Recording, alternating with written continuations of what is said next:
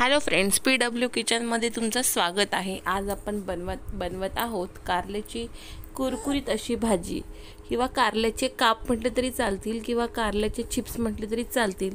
वरण भातासोबत अगदी चविष्ट असे लागतात। चपाती भाकरीसोबतही तुम्ही खाऊ शकतात।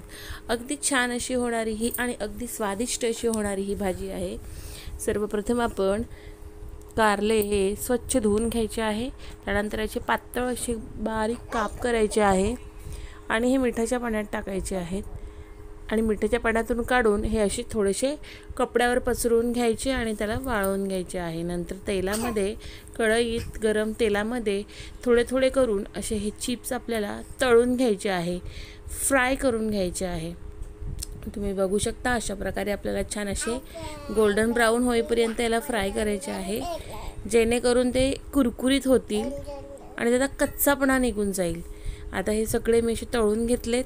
त्यानंतर त्याच उरलेल्या तेलामध्ये मी घातलं आहे जिरं, त्याच्यानंतर घातलं आहे लसूण मी काय केलं आहे सोलून थोडा ठेचून घेतला आहे, तुकडे न करता अख्खाच लसूण घेतला आणि थोडा ठेचून घेतलेला आहे।